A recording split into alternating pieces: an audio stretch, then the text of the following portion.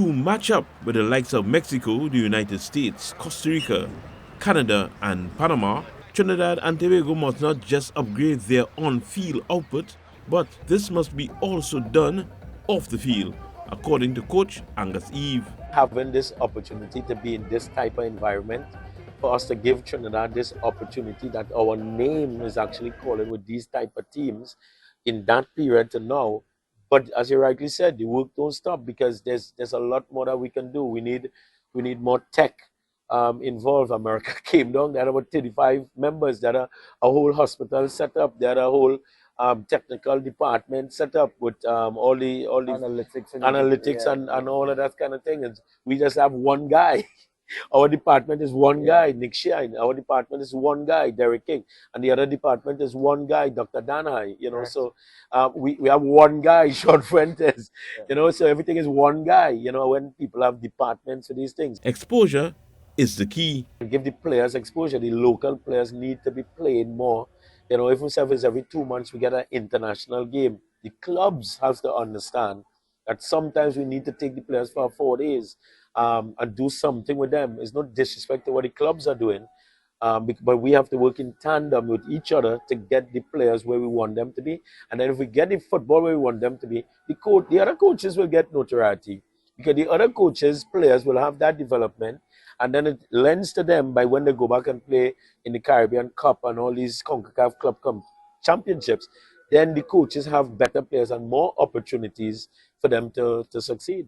Eve shared the style of football he preferred and the players who fit that mold, like Malcolm Shaw and Andre Rampersad. The type of players I like is the box midfielders. I like strikers who want to work for the team, but also add flair and ability going forward.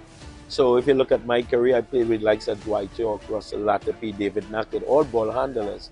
So I was the engine room. I used to run, and play, and I could play. I would score goals also. But so I look at those things and look at the setup of the midfield and mirrors the way that I played. And Andre has done fantastic. And some people get caught up when I say young. Although he's 28, he's young because he don't have 10 caps. Malcolm Shaw don't have 10 caps, so they're really young in international football. Not by age we're talking about, and Malcolm Shaw is only 24 years old.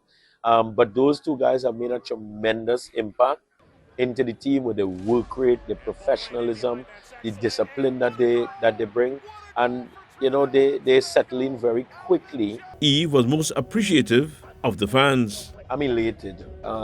When you get people to come and watch you, and crowds are returning to football, because that is what I remember. I mean, we would play under 16 and the stadium would be full. So, to see we playing or teams before playing games and you don't see the crowd and people not believing in their own team. And no fault of theirs. I can understand, the product we were putting out. I'm not trying to knock anyone here, but we just wasn't doing well, and we were in that transition where we won't do as well as people expected us to do. And I think we know Trinidad public.